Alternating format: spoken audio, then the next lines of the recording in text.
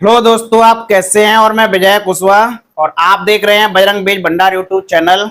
और इस समय जो खरीफ सीजन में बाजरे की फसल लगाई जाती है वो लगभग 25 से 35 दिन की हो चुकी है। और इस समय एक समस्या उत्पन्न होती है जो कि जिसको हम स्टेम बोरर बोलते हैं, जिसको हम तना छेदक बोलते हैं। ये समस्या काफी देखने को मिलती है। ये लगभग 3-4 साल से काफी समस्या देखने को मिल रही है।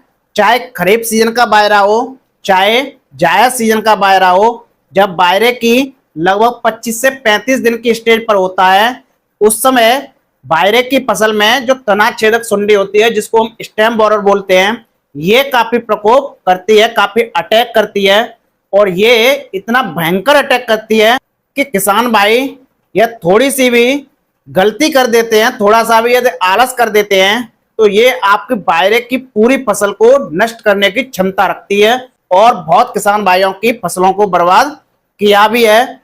तो यदि आपकी फसल में स्टेम बोरर लग रही है, यदि आपकी फसल में 4 से 5% आपको स्टेम बोरर दिखाई दे रही है तो आपको सावधान हो जाना चाहिए और आपको तुरंत बाजरे की फसल में स्प्रे करनी चाहिए।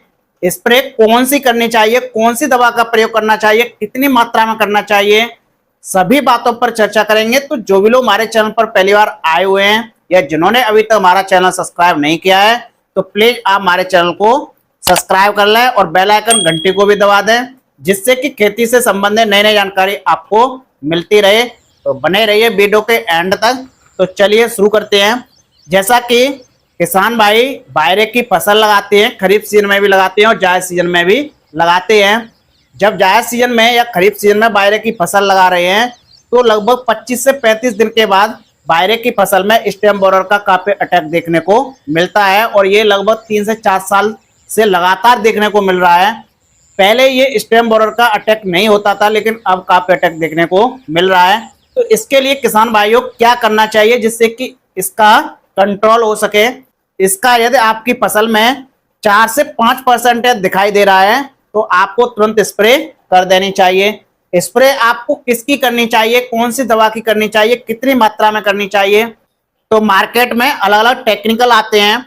जैसे कि एक टेक्निकल आता है क्लोरेंट्रेनिलीप्रोल, जो कि 18.5% ऐसी फॉर्मुलेशन में आता है जिसको हम सस्पेंशन कंसंट्रेंट बोलते हैं।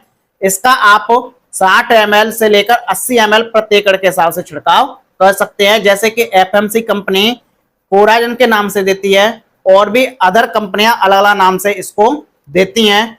इसके अलावा आप और भी एक कॉम्बिनेशन आता है जो कि प्रोफेनोफॉस 40% प्लस साइपरमेथ्रिन 4% इसी फॉर्मुलेशन में आता है, जिसको हम इमल्सिफाइबल कंसंट्रेंट बोलते हैं। इसका आप 200 ml से लेकर 300 ml प्रति एकड़ के हिसाब से छिड़काव कर सकते हैं। यदि आप पानी के हिसाब से प्रयोग कर रहे हैं तो 20 से 30 ml प्रति 15 से 16 लीटर पानी में आप प्रयोग कर सकते हैं। या फिर एक सिंजेंटा कंपनी का प्रोडक्ट आता है जो कि एम्प्लेवो आता है, जिसमें क्लोरेंट्रेनिलीप्रोल और लैम्डासाइलोथ्रिन होता है। इसका भी आप प्रयोग कर सकते हैं। इसका यदि आप प्रयोग कर रहे हैं तो 80 ml से लेकर 100 ml प्रति एकड़ के हिसाब से प्रयोग कर सकते हैं। या फिर आप पानी के हिसाब से प्रयोग कर रहे हैं तो 8 से 10 ml प्रति 15 से 16 लीटर पानी में प्रयोग कर सकते हैं।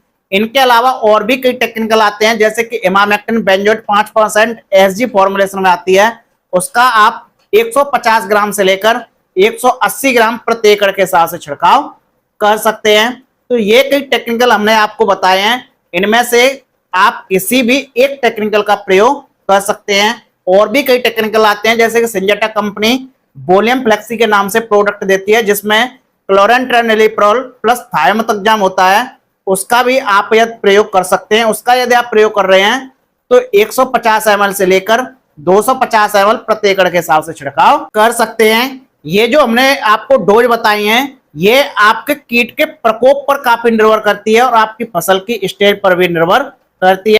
यदि आपकी फसल की स्टेज छोटी है और सुंडी का अटैक कम है तब आप इसकी कम मात्रा ले सकते हैं। यदि आपकी फसल की स्टेज बड़ी है और सुंडी का अटैक अधिक है तब आप इसकी अधिक मात्रा ले सकते हैं। इसलिए हमने आपको कम भी मात्रा बताई है और अधिक भी मात्रा बताई है। जो भी हमने आपको मात्रा बताई है कीटनाशकों की उसके अनुसार आप इनका प्रयोग कर सकते हैं। आप यदि इनका प्रयोग करते हैं, आपकी फसल में जो स्टेम बोरर लगती है उसका कंट्रोल हो जाता है।